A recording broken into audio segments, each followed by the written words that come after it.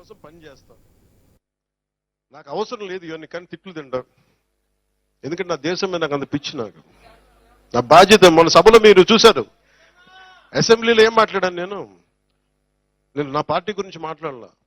ఏ నేల అయితే, ఎవరి బలిదానం మీదైతే ఆంధ్ర రాష్ట్రం ఏర్పడిందో పొట్టి శ్రీరాములు గారికి ఆయన గుర్తు తెచ్చుకునే మాట్లాడాను. ఏ ముఖ్యమంత్రి ఈరోజు కూర్చున్నా, గతంలో కూర్చొని ఉన్నా, దానికి మూలకారకుడు ఎవడు? పొట్టి శ్రీరాములు. ఆయనే లేకపోతే, ఆయనే బలిదానం లేకపోతే మనకి ఈ రోజున ఆంధ్ర రాష్ట్రం అనేది ఉండేది కాదు. సో నేను ఉన్నది దేనికి అంటే, ఇంతమంది గొప్ప మహానుభావులు ఉన్నారు.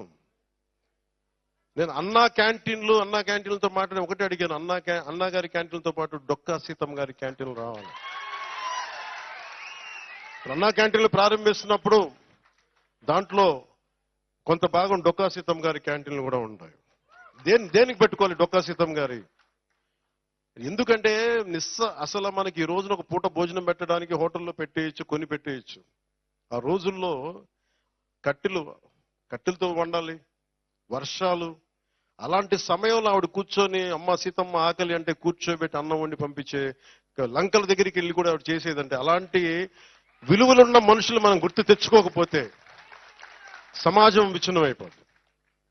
సో నాకు పిఠాపురం నాకు నిజంగా కొన్ని 2009 నుంచి నన్ను అడుగుతా ఉన్నారు, మీకు నిలబడతామంటే. నాకు నిజంగా నాకు చెప్పాలి, ఎక్కడి నుంచి పోటీ చేయాలి? నాకు పోరాటం చేయడం ఒకటి తెలుసు. నాకు దాంట్లో గెలుపులు ఉంటాయి, ఓటములు ఉంటాయి, లేదంటే పదవులు ఉంటాయి. నాకేం తెలియదు. నాకేంటంటే ఏడుస్తున్న మనిషి కోసం నా వంతు ఎంత నేను కృషి చేయగలను, ఎంత నిలబడగలను, ఇంతే నా థాట్. దశాబ్దంన్నర నలిగిపోయా. నేను మీకేం చెప్పాను? రాగానే మీకు ఇందాక చెప్తా ఉన్నాను, నేను ఓటమి చూసిన వాడిని. నేను ఒక సినిమా రంగంలో పీక్లో ఉండి నాకు పాలిటిక్స్ రావాల్సిన అవసరం లేదు. కానీ నాకేమనిపించిందంటే, చదువు విజ్ఞానం బాధ్యతనిచ్చింది.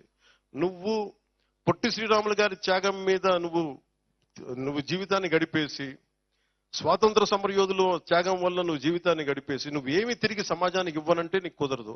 అది నా అంతరాత్మ చంపేసిందని. దానికోసం వచ్చాను రాజకీయాల్లోకి. పదవి రావచ్చు, రాకపోవచ్చు, గెలవచ్చు, ఓడిపోవచ్చు. ఈరోజు గెలవచ్చు, కానీ నాకు ఈ రోజున ఉప ముఖ్యమంత్రి కావచ్చు. కానీ నేను ఎప్పుడు ఒకటే మనిషిని. ఓడినా గెలిచినా, పదవి ఉన్నా లేకపోయినా నేను ఒకటే వ్యక్తి. అది మారదు. 2014లో కూటమి గెలిచినప్పుడు నేనేం ఆశించలేదు. అందరి కోసం పనిచేసి పెట్టాను. రాష్ట్ర ప్రభుత్వం బాగుంటుంది, ప్రజలు బాగుంటారు అనుకున్నాను. ఆ తర్వాత మీకు పర్యావసనాలు తెలుసు.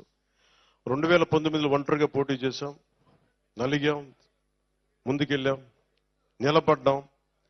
2024కి ఎలక్షన్ రిజల్ట్స్ వస్తా ఉన్నాయి.